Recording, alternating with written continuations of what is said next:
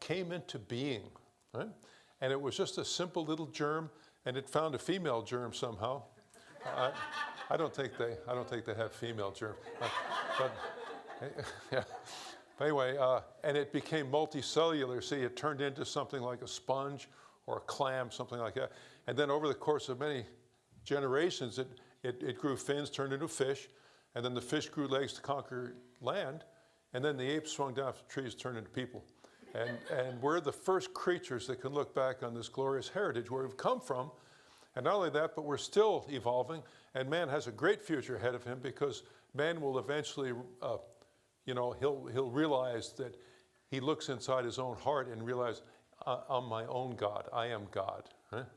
And that's kind of what's taught in many cults today.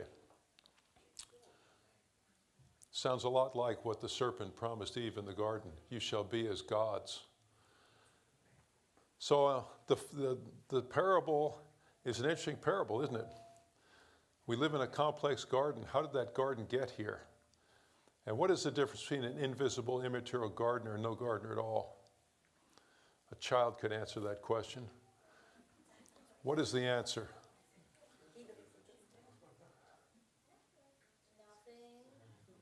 No, there's a difference. The garden is the difference. Nobody ever explained the order in the garden. The other explorer just wanted to move on. We shouldn't move on. We should pause and look at that. I hope you get that. Anyway, I'd like to offer a challenge to that parable with just a simple example. Next slide, please. Here we go. There you got a beautiful butterfly. It's a Morpho Butterfly. Amazing creature, has no pigment in its wings whatsoever. His wings have what's called structural color. If you look at that thing under a microscope, next slide, you'll see, next one please. You'll see thousands and thousands, maybe millions, I'm not sure, of microscopic scales. On each one of those scales, next one, are vertical rungs standing vertically off the surface of the butterfly wing. They look like little Christmas trees in there, right? It has all that three-dimensional structure on the butterfly wing you never knew.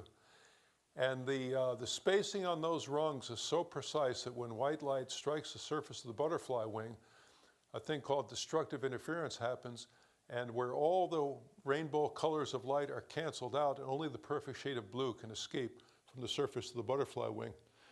If you don't have the exact spacing on those rungs, you get no blue effect. It's an optical effect, and that's why these things are so brilliant. I look at something, it takes precision engineering to make something like that.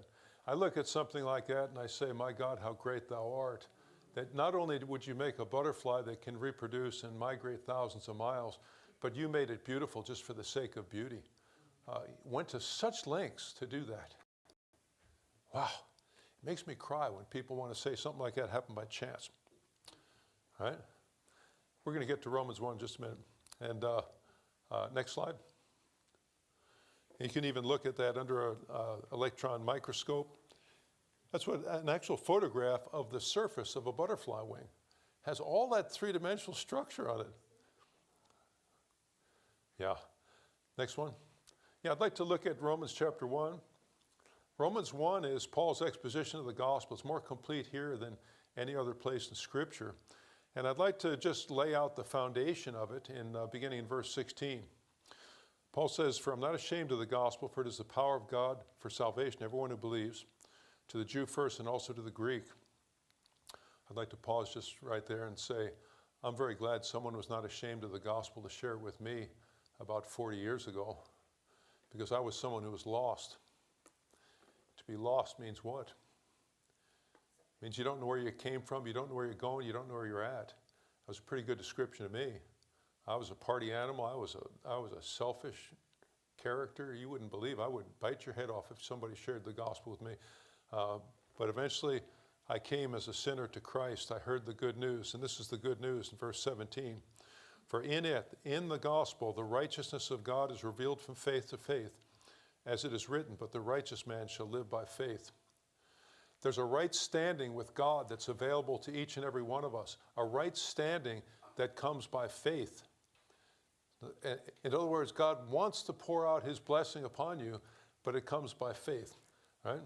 It says, and the righteous shall live by. But faith in what? Is it faith in faith? Is that what we got here? It's faith in what? It's faith in Christ's finished work on the cross, right?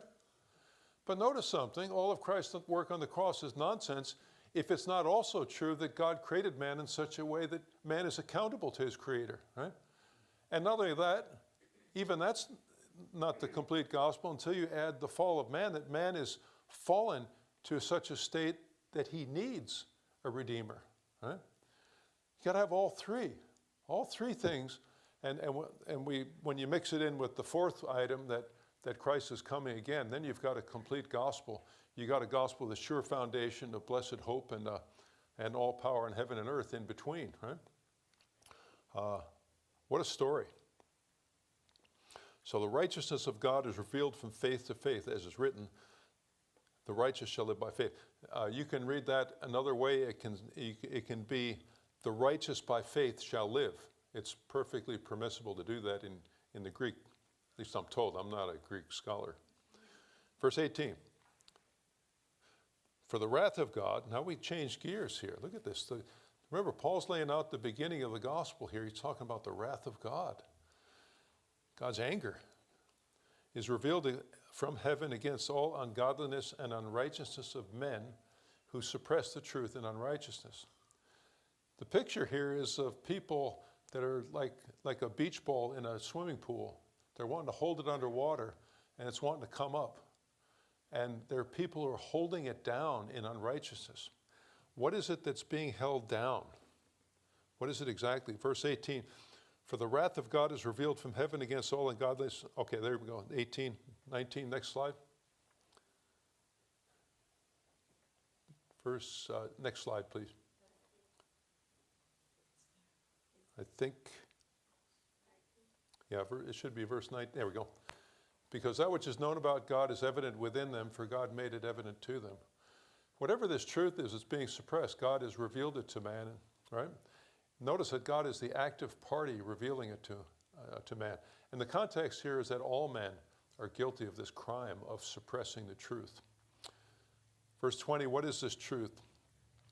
For since the creation of the world, his invisible attributes, his eternal power and divine nature have been clearly seen, being understood through what has been made, so that they are without excuse. People are without excuse because of what God has said in his word. Is that the reason? No. It's because what God has revealed through the things that are made. What are the things that are made? Through the realm of nature, right? And the study of nature, we give that a word, we call that science, right? That's the study of nature. It's because of science that men are without excuse. Have you ever read it that way? Very interesting. It's because of science, the study of nature, that men are without excuse. Because God is so clearly seen, so manifest, so clear, that there is no true atheist according to the gospel here. Yeah. Well, if that's the case, we should be able to go to the realm of nature and point to perfectly clear evidence of these things. God's eternal power, his divine nature, seeing clearly, not just fuzzy, clearly, right? Honest see if we can do that tonight. And by the way, you read on in Romans 1, it says, for even though they knew God, they did not honor him as God or give thanks, but they became futile in their speculation. Their foolish heart was darkened.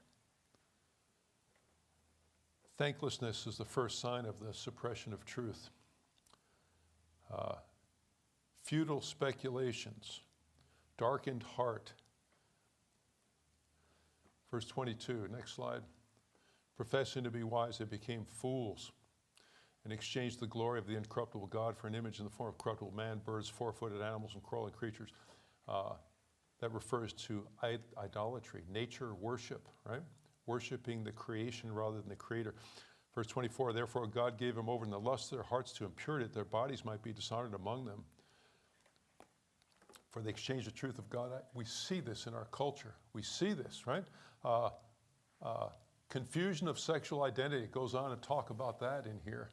and condemns it right here in Romans 1, right in the beginning of the gospel. It says in verse 25, for they exchanged the truth of God for a lie and worshiped and served the creature rather than the Creator who's blessed forever. Amen. Exchange of truth for error. Relative, what do you call it? Relative ethics, relative right and wrong. Amazing times that we can see. Well, let's draw a little line under that. If God has revealed himself that way through nature, let's go to the realm of nature tonight. Let's just see what we can learn. And I'd like to begin with just this kind of simple little picture. You know, you can go to certain places, you can find a picture like this.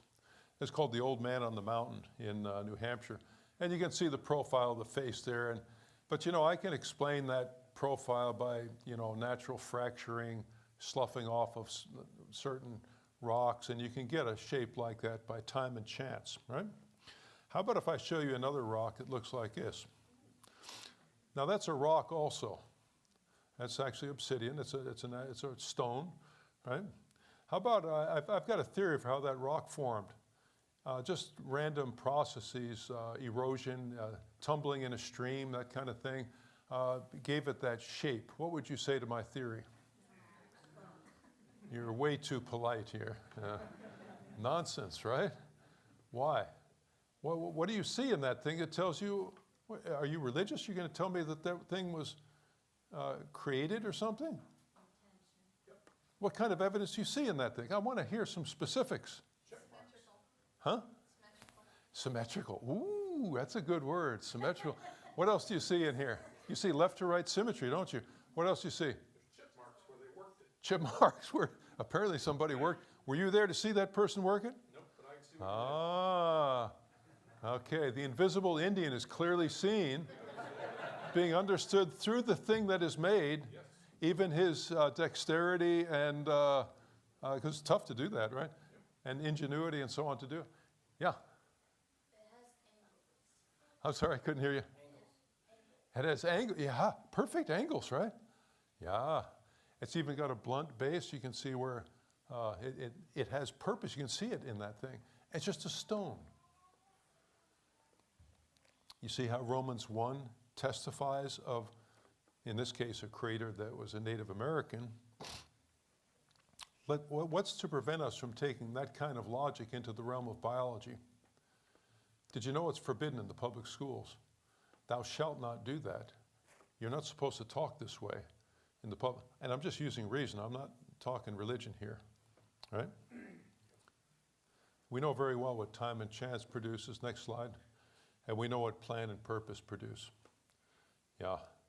And what I'd like to do tonight, next click, is come, let's reason together. Isaiah 1:18. You know, the God of the Bible is the only one who ever said something so radical. The God of Islam never said anything like that. The God of Buddha never did that. Only the God of the Bible says, come, let's reason together. Put your brain on, man. I want to talk to you about truth. That's what God says, right? Let's see if we can do that.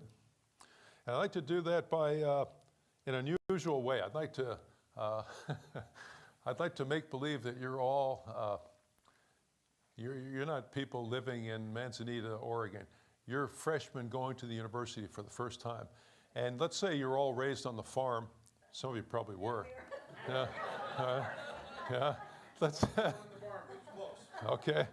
And here you are. You're in your biology class for the first time, and you hear this word called evolution. You say, teacher, what does that mean? I've never heard that before. Oh, well, the teacher says, well, don't you know? That's the theory. It's well accepted now that fish have turned into people over millions of years. That one creature has turned into a fundamentally different kind of creature, and this is just science. And it's, you say, teacher, I've never heard anything so amazing, because where I come from, we cross pigs and we get pigs. We cross chickens, we get chickens. We've never seen one animal turn into another kind of animal. How does this work? It's a good question, right?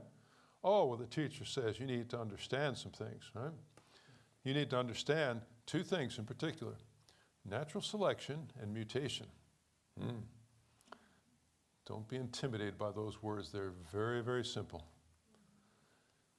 We can look at dogs, for example. Here's the dog kind: foxes, wolves, coyotes, domestic dogs in all the variety are all members of the dog kind. You can keep breeding dogs and get all kinds of different varieties beyond this, can't you? But you're not going to do this. You're not going to keep breeding dogs and get a porcupine or get something totally different from a dog. They each have their certain dogginess about them, don't they? And it's impossible to miss this. Every farmer knows that you can get varieties of racehorses, you can get varieties of cows, you can get varieties, and there's limits to change of those varieties. It's not unlimited. Every geneticist knows this as well. It's quite plain to see. So you ask your teacher, and Darwin noticed it with finches also, next slide. He noticed that there's varieties of finches in the Galapagos Islands and that, some have big beaks, some have little beaks. And when the climate shifts, the ones with the big beak they get a more advantage in a drier climate. They can eat nuts. But when it shifts to a more wet climate, the finches with little beak can do much better. They eat the insects. They're quick. They can catch the insects. Right? No question, it's true. Natural selection really happens. Here's the way natural selection works. I'm going to give it to you real simple. Next one. And you just got to kind of click through these in sequence here.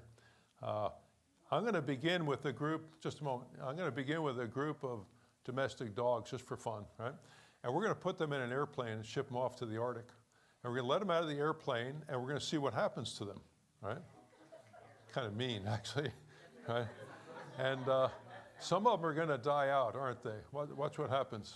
See, they're starting to drop off. Yeah, it's kind of sad. Yeah. And what kind of dogs are likely to survive, do you think, at the end of this process? What? The long-haired ones probably going to do better than the short-haired ones, right? Yeah? The what? The lucky ones? No? Oh, the fluffy ones, yeah. Yeah. So anyway, we get a few survivors at the end, right? We come to the end, we get a few survivors. Just you can keep going, yeah. And that, my friends, is natural selection. Nothing new is created by natural selection. You only eliminate that which is already present. You eliminate varieties in a given population. Keep going, yeah. There we go, there's the definition. Natural selection, when a population is placed under stress, like you did with these dogs, right? Some varieties survive better than others. Bingo. That's Bill's definition for natural. It's basic, it's true. No biologist is going to disagree with me. That's what happens. Nothing new is created by natural selection. You're only eliminating certain varieties. So there's nothing new that gets created. So you ask your teacher, remember in your biology class, hey, teach, is that really all there is? You tell me you can get, but you can't create anything new by natural selection. Oh, yes, the teacher says. That's why we need mutations. And so that's where they bring in these things. This is the laboratory fruit fly, Drosophila melanogaster, right? And they've been bombarding these poor creatures with harmful radiation for years to induce mutations to see what they get, right? Next slide. And here's a fruit fly. There's one on the left that's got its nice healthy antennae. He's got his mouth parts, lovely mouth apparatus in the place it's supposed to be. This is what the fly looks like when he looks in the mirror each morning, right? And he's got the antennae like that. He's got the eye, nice, lovely compound eye. And then the one on the right is a mutant fruit fly with an extra pair of extra pair of legs protruding from its forehead. And the legs are actually in the place where the antennae are supposed to be. So in fact, he can't find his food. He starves to death, right? That's what mutations do for you. They bring us birth defects. They bring us cancer. They bring us all kinds of horrible things like that. And yet mutation is supposed to be the great hope for evolution. So a mutation is a copy error on the genetic code that results in a loss of information. That's what mutations do for you. So mutations in natural selection are supposed to drive upward progress in an evolutionary way. This is all they've got at their disposal, folks. This is the big thing that they press on students as in the name of science. It's really that transparent. It really is that basic. you don't get new creatures, new design features, new organisms by this kind of means. Well, some people say you gotta look at how mutations and natural selection work together. And this is the way many people give the impression that mutations are 50-50. Some are beneficial, some are positive, some are negative. You get a bell curve like that. That's nice. Next slide. Truth is, mutations, the vast majority of mutations are they're steep, or they have a tiny effect on the genome, and the effect is negative, and you can put a positive one on the side there, on one side, just barely on the positive side, just for the sake of argument, but it's still drowning in a sea of harmful mutations. We're building mutations up like rust on the inside of a car. Each one of us gives hundreds of mutations to their offspring. We are drowning in negative mutations. I hate to tell you this. We're all terribly mutant in this room. Yeah. And next slide. And in fact, those mutations in the green zone are off limits to natural selection. Natural selection cannot see such tiny mutations. Even if you have an occasional favorable one like that, it's not going to be visible to natural selection, which is supposedly the process that when natural selection weeds out the good mutations and it allows for upward progress to take place, right? Geneticists at Cornell University brought this to light. Next one. That's Dr. John Sanford. He came to Christ in recent years at Cornell University, your leading atheist university in the country. It was founded on atheism. And he came to Christ, and he still holds his chair position because he's a very respected geneticist. And he wrote a book called The Mystery of the Genome. And it's a very readable, good book. I wish I had copies. I'd sell them to you. And it's he blows the smoke away on this whole issue of so-called population genetics. Natural selection and mutation, any way you add them up, it is absolutely shipwrecked. There's no way you can generate a new creature that way. But that's the way it goes. Well, now, some of you might not like those kind of graphs, so I'll give you a more easy picture to understand. Consider the woodpecker. The woodpecker is a bird highly specialized to banging its head against trees. Right? What's that? What, you like knocking your head against trees? Okay. Okay. All right. Well, what makes this woodpecker successful? What he does? Well, he's got a specially reinforced beak. He's got a beak like no other bird, because when he hammers on that wood, he's really coming down. He decelerates about, I've heard, 5 or 6 or 10 G's gravity. He's really pounding on that wood. A normal bird beak would crumble under that pressure. He's also got shock-absorbing tissue in the skull to keep the brain from getting rattled. He's also got special claws that give him a good stance on that tree, because if he hits a little to the left, a little to the right, he might spin the top of his skull off, right? Because he's really coming down now. And he's also got, what else? Eyes that blink every time he hits that wood. Tap, tap, tap, tap. The eyes go down. Huh? Some people say it's keep wood chips from flying into his eye. Others say maybe it's keep his eyeballs from flopping out of his head. Yeah, right? And he's got one other thing. He's got a long, sticky tongue, because after he drills that hole, he reaches in and grabs the insects living in the bark of the tree. And that's his lunch, you see. That's the way he makes a living. And he's also got a special retracting case to store that tongue, and it retracts all around the backside of his skull, inserts in the right nostril. There's a picture of it there. And you can see that little thread-like thing. So let's try to examine this, and let's think like an evolutionist. Let's imagine an ordinary generic bird is flying through the woods one day, not with all the specialized equipment of the woodpecker yet, because he has to evolve this piecemeal. And so this bird he's flying through the woods, and he gets hit with a cosmic ray. Miracle of miracles, develops a mutation in the next generation, let's say, and it develops a long, sticky tongue. but doesn't have the shock-absorbing tissue in the skull, doesn't have the special claws or the blinking eyes, doesn't have all the other equipment yet because these favorable mutations don't happen every day, you know. And so picture this poor bird. In fact, he doesn't have a case to store his tongue in. So picture this bird flying through the woods with the tongue flapping in the breeze behind him. You know, tongue catches on a low branch. Down you go. There's not much of an evolutionary future in a bird like that, is there? Now, what am I saying? I'm saying in order for that bird to be a successful woodpecker, he doesn't need just an occasional favorable mutation.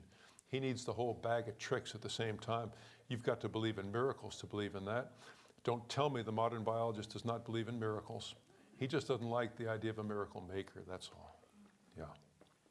So I'm going to give you 7 trade secrets tonight. I call them my trade secrets of science.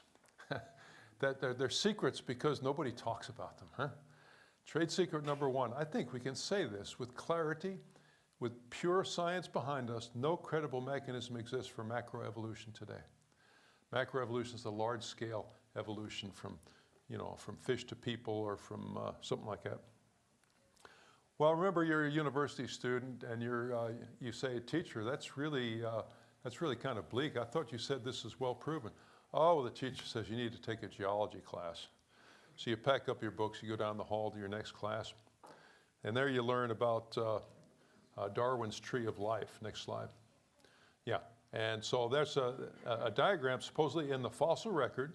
In the fossils now, in the lowest lying, now the trunk of the tree represents the lowest lying layers in the Earth's crust, and you work your way up, you get more advanced layers, more branching and so on.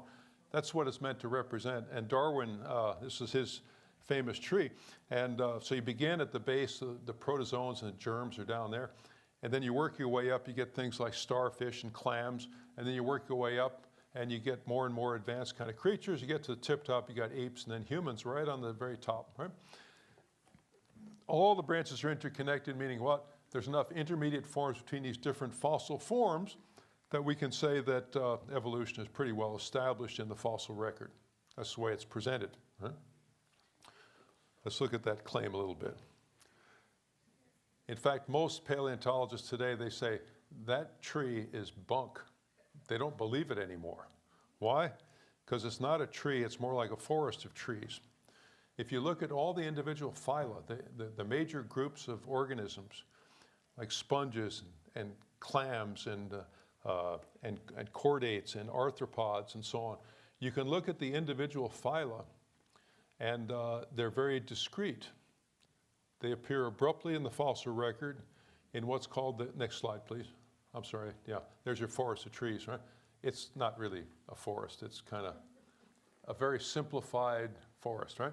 Anyway, we see every one of those phyla appear abruptly in the lowest lying fossil-bearing rocks in the rock record called the Cambrian layers. And guess what? The clams stay clams as you work your way up in the record. The fish stay fish. You don't see jumping of one kind into a fundamentally different kind of organism.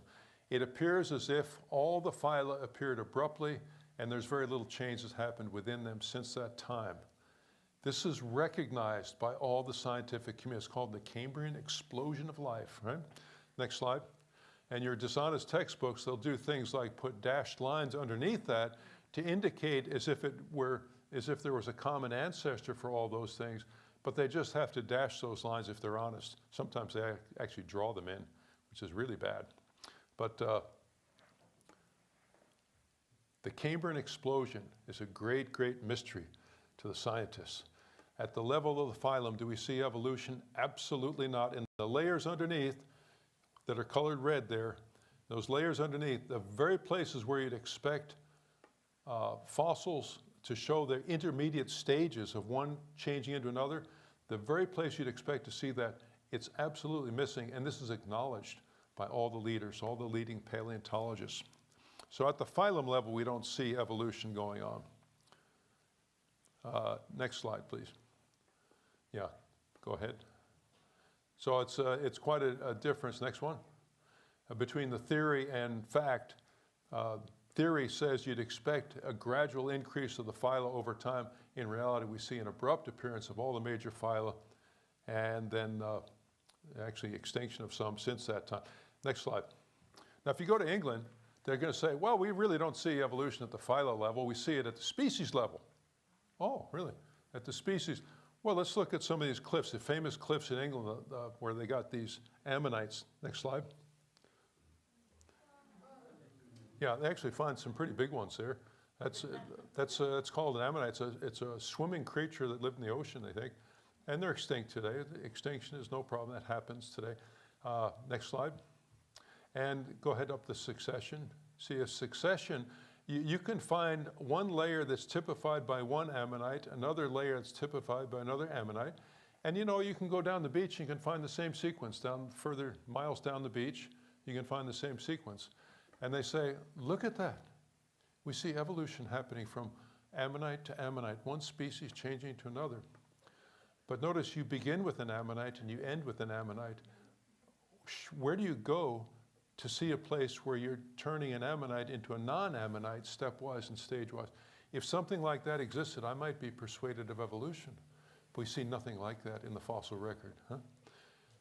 Scores of examples in the textbooks like this one. They're everywhere. This is your great examples of evolution. And the type of variation we see there is no more dramatic than we see among the variety of dogs in the living world today. It's not very dramatic at all. And yet this is the great examples of evolution that's being taught today. I know it, I've taken these paleontology classes. Men like Stephen Jay Gould, a long time ago, 77, said this: the extreme rarity of transitional forms in the fossil record persists as the trade secret of paleontology. He inspired my trade secrets, you see. Yeah. The evolutionary trees that adorn our textbooks have data only at the tips and nodes of their branches. The rest is inference, however reasonable, not the evidence of fossils. So the branching tree that we saw earlier, right, is they only have data at the tips and nodes of the branches. The rest is inference, meaning what? It's imaginary. It's guesswork. It's fakery, is what it is, right? But he says it's reasonable, right? But the evidence is not in the fossils themselves. He admits this. Stephen Jay Gould, Harvard University, leading evolutionist for many years. We see the same thing in the ultimate evolutionary icon, the so-called ape to human evolution. We'll go over that a little bit in a session tomorrow, but I can give you the brief upshot on this. That is a complete false diagram, but it shows the power of just artwork, doesn't it? Because that is very intimidating. What they have found in the fossil record, they have found apes and they have found humans, and they've got precious little in between. What they do is there's a systematic exaggeration of the creature, of anything in a human-like, or in a human that looks ape-like. They'll exaggerate that, and they'll take obvious ape fossils and try to exaggerate something that looks human-like, make it look like there's a bridge in between them. It is a gross exaggeration, gross distortion. That is a shame. That's unbelievable. Okay, next slide. And just to give you one little example, I'll give you a Nebraska man. In the 1930s, there was a fossil found in Nebraska, man. In the state of Nebraska. And it was not an ape man, it was a tooth that was discovered. One tooth. And they studied that tooth for a long time.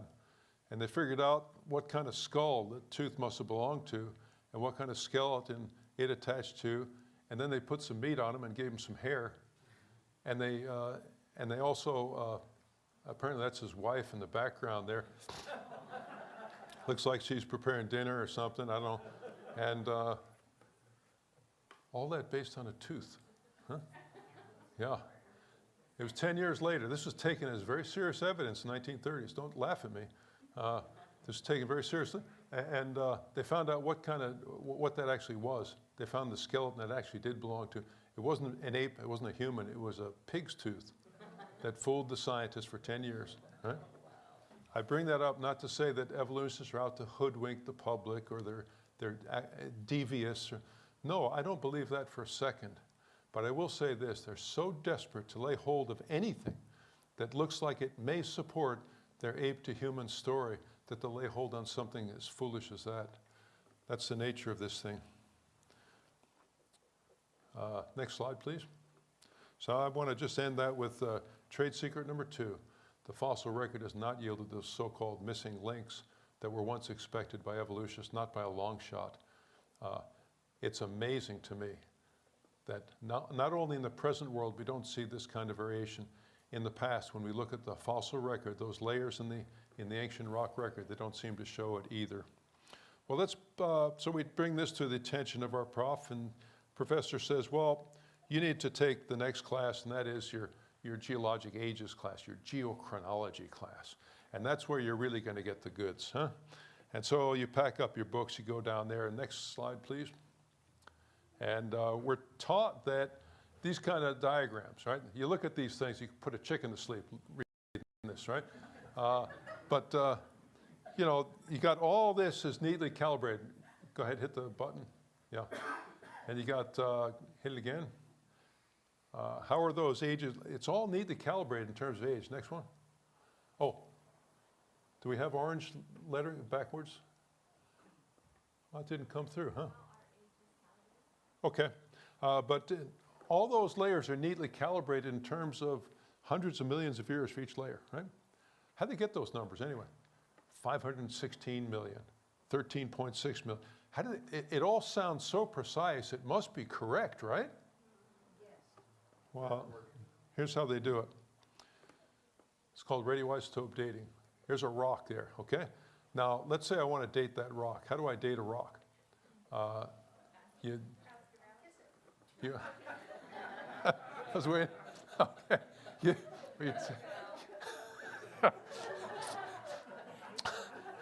We're going to take it to a nice place for dinner. Okay. So, no, that's not how you date a rock. No. How do you date? All right, you get a nice piece of granite, like it has to be the right kind of rock, and you send it to the lab. You say, lab, I want you to measure the amount of potassium and the amount of argon in that rock. Why? Because potassium decays at a constant rate to argon.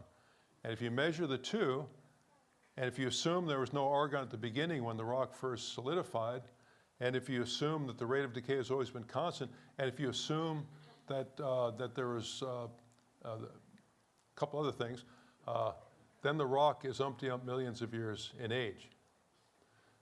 There's no way to test those assumptions. You take them on faith. It's remarkable to me. And you do get lots and lots and lots of contradictory numbers this way. And they get swept under the rug. There's a lot of numbers that seem to be fairly consistent with their paradigm, but there's plenty of flags for me to say, no, I don't believe this. I'd rather believe in what this book says here. I don't believe the rocks tell me the age, because I don't think you can measure the age of any rock. You can only interpret its age based on a set of untestable assumptions. But people ask me, how old do you think the Earth is, Bill? I say, don't ask me as a geologist, I don't know. Right? I go to reliable historical account, and that historical account seems to point to literal days of creation, no major gaps, and genealogies go straight back to origin. I don't see any reason whatsoever to believe in an ancient Earth, especially based on this kind of evidence. Is there any reason the Earth might be young? Yeah. I've got some terrible news for you. Next slide.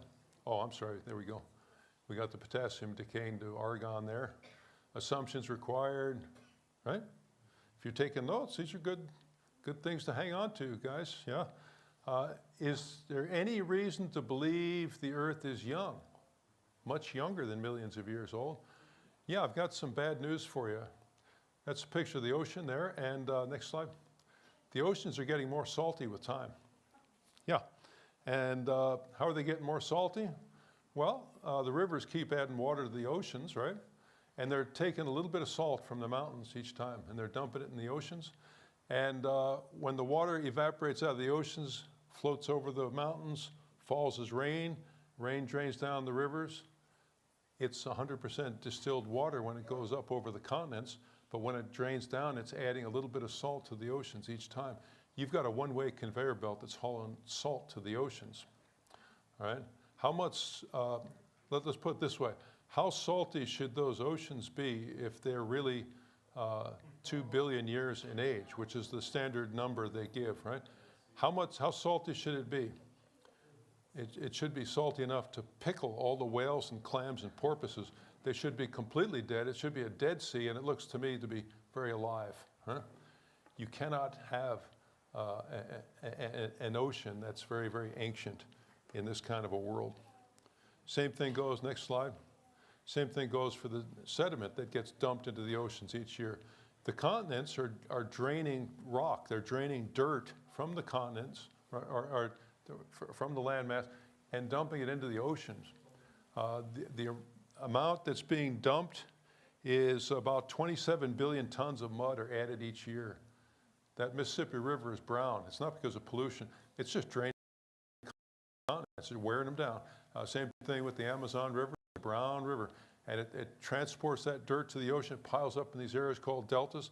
Those deltas are not about to fill in the ocean yet, right? But in 1 billion years, how much dirt should be on the seafloor? In 1 billion years, there should be a layer of sediment 30 kilometers thick out there, which is deeper than the deepest ocean trenches today. Obviously, there's not such a colossal layer of dirt in the ocean floor, like the oceans are quite young. These are just some of the reasons. There's lots of others like this that make me question the idea that the Earth is really billions of years old. And this is just using logic that's every bit as good as the radioisotope dating. Trade secret number 3. The age of the Earth has not been proven to be 4.5 billion years. It may be much, much younger than that. Right? Okay, how we doing? Okay? Ready for another class? Let's go down to our next class. The next class we go to is biochemistry. Next one.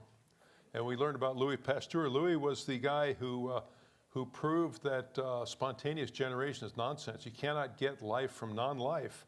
And he did some really cool experiments we won't go into here, but really neat stuff. Next slide. And he showed what? Next one. Yeah, there we go. Never will the doctrine of spontaneous generation recover from the mortal blow of this simple experiment. There's no known circumstance in which it can be confirmed that microscopic beings came into the world without germs, without parents similar to themselves. He's the one who gave us the law of biogenesis and really nailed it down. Who was contemporary with Louis Pasteur at that time? Lived at the same time as, across the English Channel, was old Charles Darwin, right? Darwin said exactly the opposite. This guy vigorously opposed Darwin. He debated Darwin, and he won. Huh? But he is the genuine scientist. Right? But he said this in his book. This is Charles Darwin speaking, but oh, and what a big if. Oh, if we could conceive in some warm little pond with all sorts of ammonia and phosphate salts, light, heat, electricity, etc., that a protein compound was chemically formed, ready to undergo still more complex changes. That's what he said. Huh? Oh, if there was such a warm little pond. You know, they haven't gotten much beyond that warm little pond storytelling. They haven't gotten very far with the origin of life in terms of experiments. They don't know today how life originated. Next slide. Trade secret number 4. Life can only come from life. We have come no closer to explaining the origin of life than did Aristotle in ancient Greece. All the leaders in the so-called origin of life experiments in the 1950s and 60s, the Miller-Urey experiments, the different experiments done to generate complex chemicals in the lab, they've all been a flop. Every one of the major leaders have all turned to mysticism. They say, well, maybe life came from outer space. Extraterrestrials brought life to Earth. Well, who created the extraterrestrials? Oh, well, they evolved also. Well, wait a minute here. You know, they're just pushing the envelope back further and further. Yeah. It's because of this I believe in a living God. I'm totally logical in saying that. I believe in a sufficient cause for life. Life requires life to form. So I believe in a living God. There's no better explanation. There's no more scientific explanation than that one, and than to say I believe in a living God.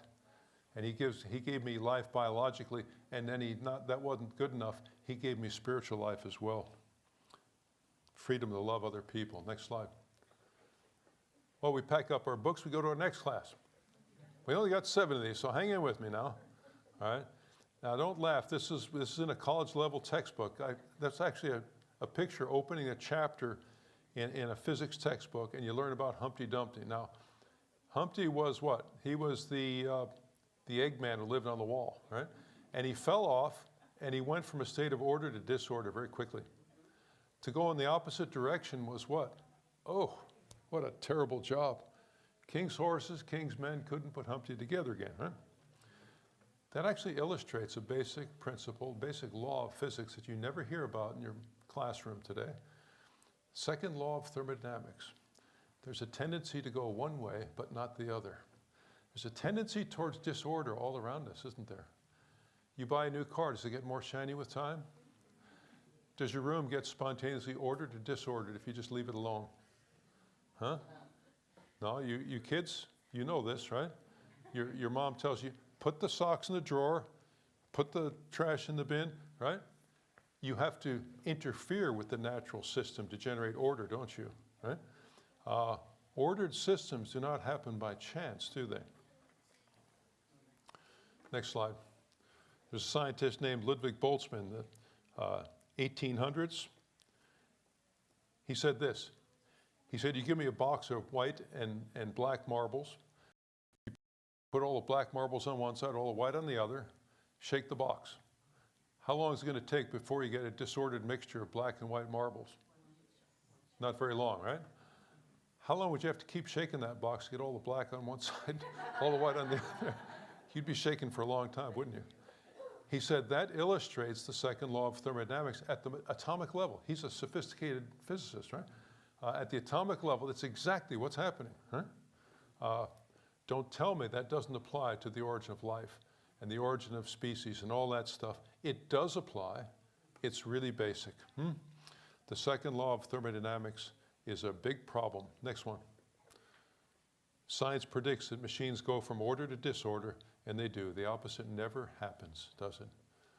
There's a tendency towards disorder all around us. And what does evolution claim? Evolution claims you begin with subatomic particles, and you give it enough time, it turns into people. And they tell you this with a straight face. Don't tell me we don't live in a pagan world today. This is utter paganism. A shred of science to indicate that matter left to itself will organize itself upward into higher and higher stages of complexity. Nothing whatsoever. And we're all under this veil as if this is somehow scientific. Next class. Next class is their history of science class. Oh, this is what I like. And you read about men like Isaac Newton, Robert Boyle, Johann Kepler, Pascal, Pasteur, Maxwell, Faraday. The greatest names of science were what? Bible-believing Christians. And you read their writings and you find something very interesting. It was their love for Jesus. It wasn't just the religion of the day for them. It was their love for Jesus that drove their love for truth. And it was their love for truth that drove their interest in reading the Word. And the Word taught them what? I read here that man is supposed to take dominion over the earth. And if man is to take dominion over the earth, you got to study the earth. You got to learn about physical laws. You got to learn, hey, if I want to build a bridge across this canyon, I better figure out my physics. I better calculate my struts here and get it just right. Or if you're, or if you want to help your friend who's sick, you better understand your biochemistry. You better understand your anatomy and all that. God commanded man to take dominion over nature, right? He never pulled back on that. That commission stands today. Yeah. And this is a quote from Isaac Newton's Principia. The founders of almost every branch of science were Bible-believing Christians. You never hear that taught in the schools.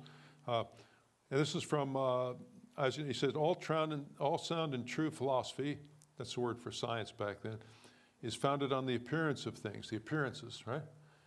And if these phenomena inevitably draw us against our wills to such principles as most clearly manifest to us the most excellent counsel and supreme dominion of the all-wise and almighty being, they are not therefore to be laid aside because some men may perhaps dislike them.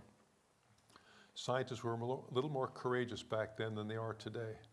Even if the evidence draws us in a direction we don't like, that's the direction we must go because we're driven by truth. We don't hear so much of that today. Instead, we hear Richard Dawkins, famous Cambridge biologist. He said this, page 1 of his book called The Blind Watchmaker. Atheist. Biology is the study of complicated things that give the appearance of having been designed for a purpose. I added the emphasis there. Notice he's quite confident that there's an appearance of purpose in nature, it's appearance of design in nature. But he pushes that aside. It's merely an appearance because we have explained through Darwinism that it's merely an appearance. It's not the genuine article. What gives him such authority to say that? Amazing, the kind of times we live in today. Don't miss the titanic shift that's happened in the history of science from the days of Isaac Newton to the days of Richard Dawkins that we're in today. Amazing, huh? Trade secret number 6, the founding fathers of nearly every discipline of science were Bible-believing Christians. Creationists, rather. Yeah, they were. Evolution is a Johnny-come-lately on the scene. It's not new, or it is new, I should say. One more class today, and that's, we have to do our information systems class. Information, you got to learn about computers, information systems, right? If you want to make it today in the world, right? A computer is made of 2 basic parts. What are they? They're the hardware, right? And the what? The software. Software is the stuff we call information, right? Information is an entity you've got to take seriously on this origins issue. Information never happens by chance. You can get information in many different forms. You can get it on a newspaper, you can get it off a radio, you can get it off the internet, you can get information in many different forms, can't you? How about if you're walking along the beach and you see some information written on the sand, like that? And let's say I come along, I say, I've got a theory for how that information got there. You see the wind and the waves, they push those sand grains into that funny pattern, all by chance. What would you say to my theory? Again, you're way too polite here. Bunk, ridiculous, right? You don't have to see a person to know that a person left that message, right? Yeah. There's another, next slide. Another form of information, it's written on this thing called the DNA molecule. It's called the genetic code. Everybody knows it's a language convention. Where did that language get, how did it get there? Who wrote it? How can it be? It's a language convention. It didn't happen, it cannot happen by chance because it's information.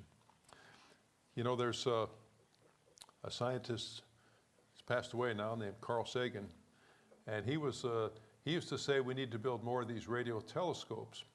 Well, what's a radio telescope? Radio telescope is like a super ear that listens in space. Right? It's not an optical scope that you look at things with, it's the scope that you hear things with.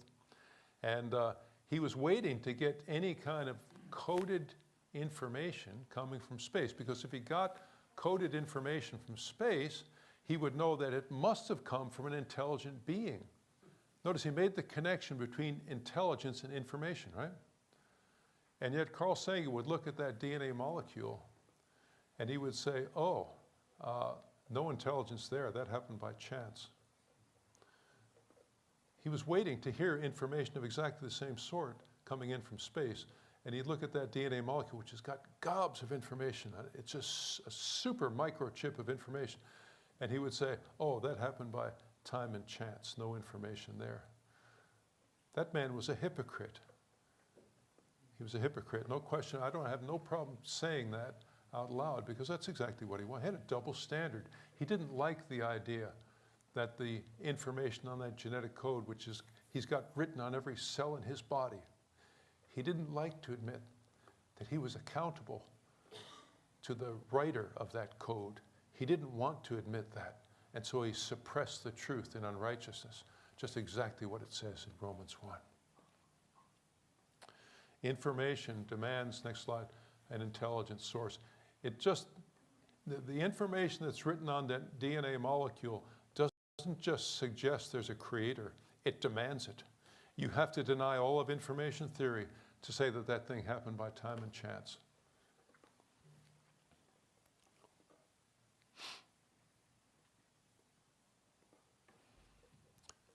How powerful is this? Why is this important? I'll tell you why.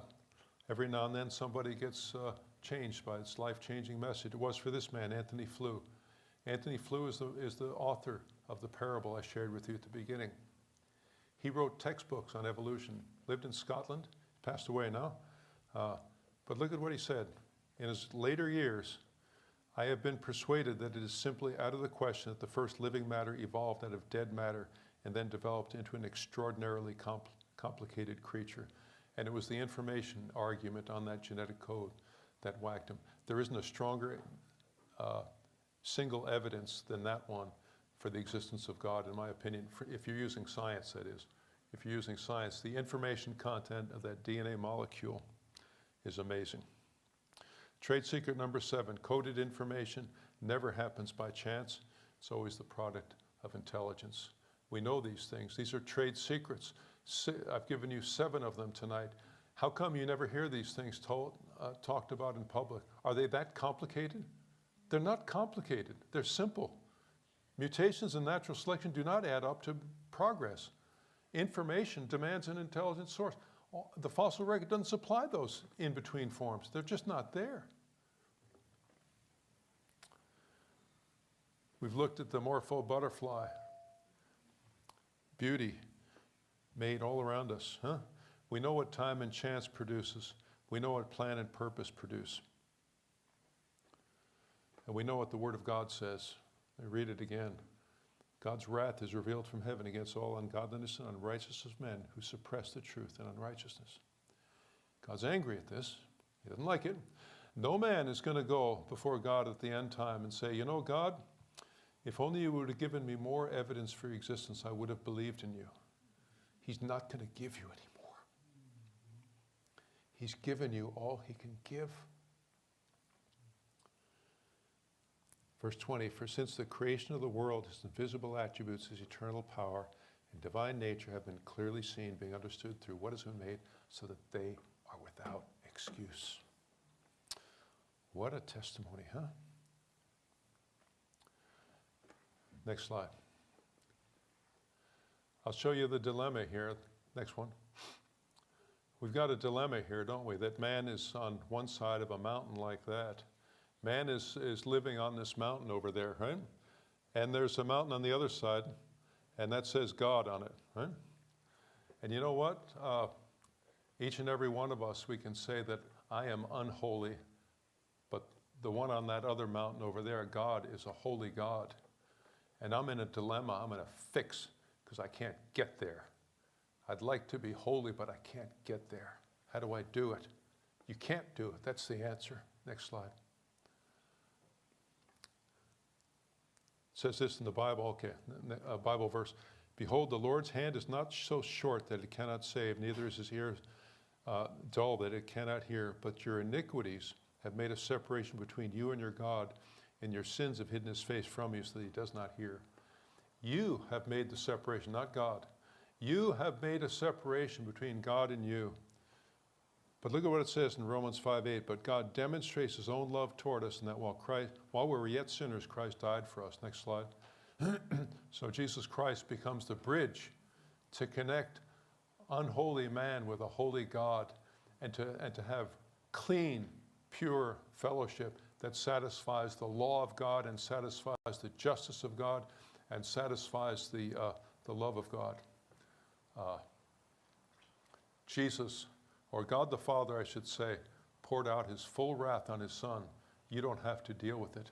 The wrath that he shows against man, it's already been poured out on his Son, so you can go free. For any who will say, yes, Jesus, that's for me. For God so loved the world that he gave his only begotten Son, that whoever believes in him should not perish but have everlasting life. Think about that. Think about it hard and fast, and don't let it get out of your head. And if it seems distant from you, if it seems out of reach to you, pray it again and pray it again, and read it again, and think about it again, and pray it again. See if God doesn't make himself real to you. That's the Romans 1 gauntlet. That's what I have to say about science and the Bible, and how true science always glorifies God because it yields truth. It's only the fake kind that doesn't. So thank you for your attention tonight. It's a pleasure being here. And thank you. Yeah. And come and visit at the Mount St. Helens Creation Center, and we'll give you a tour of Mount St. Helens, and we'll give you, that's what I really like doing. And we can walk you through the center if you like. And I'm going to have some information tomorrow. I forgot to bring it tonight, so we'll be good. So thank you very much again. And that was next, yeah. Any questions, by the way? We can handle questions. Any questions or comments or snide remarks or anything like that? Or, yeah? Yeah. You know, this talk I've done, you know, that you just heard, it was like 30 years ago. I had this on remember you had the overhead projector and you had the transparencies? I had the same, almost the same identical things. And I'd present them to I'd present to professional atheist societies and public high schools. Occasionally I'd get an opportunity to go into high school. And the reason I haven't changed it is because it works. It's just plain logic. I don't see anybody who can contest any of this stuff. These are basic truths. Why is it that we live in this time? You know, it's just unbelievable to me. Anyway, that's it. Oh, question? Yeah. No, he doesn't have a question. He had told me that he actually saw that, and I've never seen it before, but the Darwin Tree of Life. Oh. I've actually seen it before. Oh, really? Yeah. No, it wasn't even in school. You don't want to pick fruit from that tree. He likes history and stuff, and so he looks up stuff, and he saw that. Interesting. Oh, I know that. Yeah. I said, that's not a good Yeah. No. Well, that's good. You recognize that, yeah. Other questions or comments? No? Yeah. One time I gave this talk to a group that was, so they're called the Mesna group or something, I forget, the Mensa, the super high IQ crowd. And a lot of them, or I think most of them were atheists in there. And it was a conference they're having in LA. And and they said, let's hear what the freak show has to say. And I got to do one of their workshops, and I filled up a room with, there were standing room only. And there was a small room, but it may have been 50 people in there. And the people were just frothing mad at me. But they couldn't describe why. And it was like they're blubbering. They're standing up, and I say, do you have something to say? And they couldn't say it. And it was, and they were furious that I would say such things as I was saying. And then afterward, everyone was friendly to me. They said, well, you can come join us for lunch if you like. And I sat around the table with these people, and they started asking me other questions. They said, how did you come to know Jesus? And how do you know the Bible's true? Inquiring questions, no, not provoking ones anymore, huh? So they hit you with the hard bluster, huh? And then it was had a very good opportunity to share with those people. Yeah, really good. Okay, well, I guess that does it for tonight, huh? And we'll see you tomorrow in the morning. Yeah. Thank you.